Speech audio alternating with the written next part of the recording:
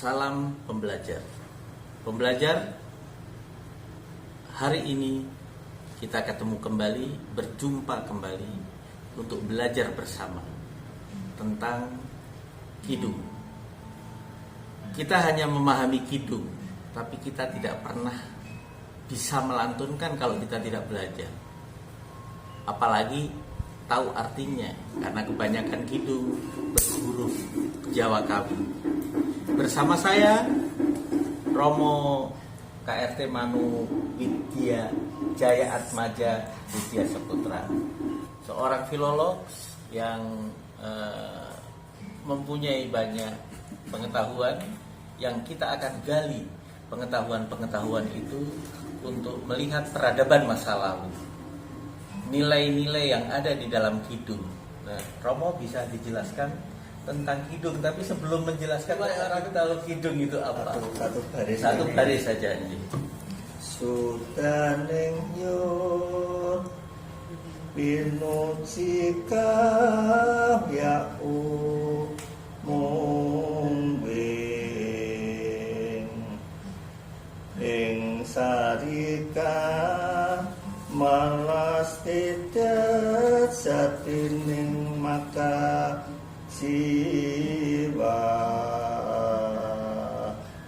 ning sang sampun paratraputo sing kawi angawi ning kalangon.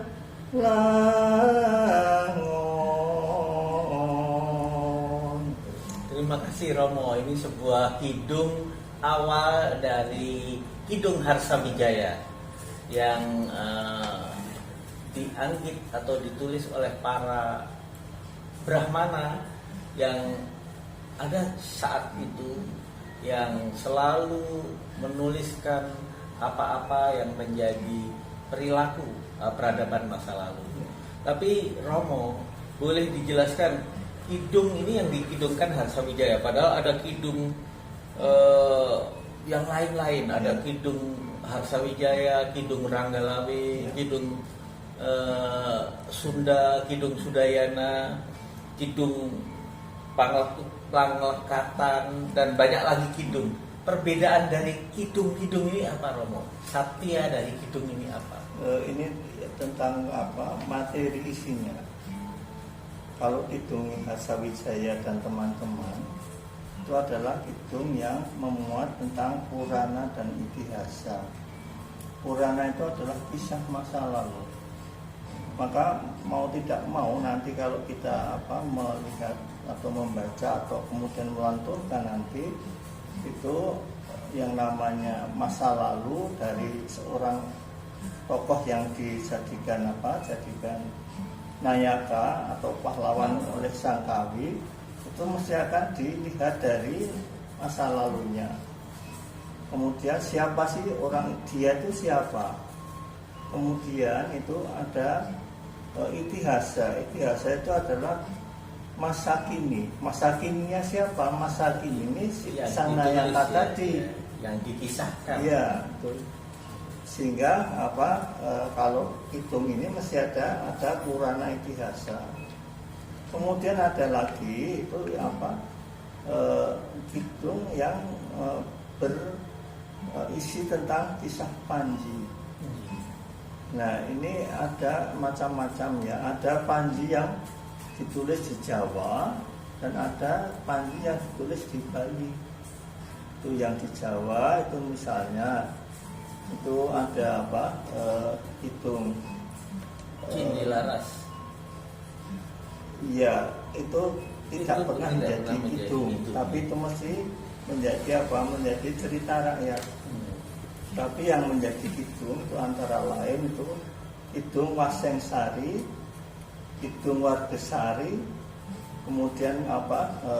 Ada lagi kidung Panji, Mergasmara. Nah, sebetulnya yang paling mengerikan tuh yang ditulis di Bali pada masa awal-awal raja-raja Jawa ini menjadi penguasa di Bali. Itu adalah Kidung Malat. Nah, ini sebetulnya Kidung Malat itu yang paling kaya berisi tentang apa? Kisah tentang apa? Data tentang peradaban. Tetapi itu sayang tebalnya bukan main. Dan tidak ada yang Sehingga tidak ada yang mau menggarap teks itu. Dulu sahabat saya Dian Pekes itu dulu nggak mau juga untuk menerbitkan teksnya. Dia hanya mengambil bagian-bagian tertentu dari Malat untuk bercerita tentang tentang masa itu waktu itu diberi judul The Shining Prince gitu. Gitu. Jadi itu hanya sebagian kecil saja dari dari Kidung Malat itu. Pada saat Panji itu mulai memerintah gitu loh. Jadi keinginan seorang pangeran setelah dia itu menjadi dewasa mau apa? Hanya bagian itu saja, hanya beberapa bait saja sebetulnya yang diteliti oleh siapa? Dian Pekes itu. Lalu kemudian ada yang disebut Kidung Pangruatan dan Panglukatan. Pangruatan itu adalah kidung penghancuran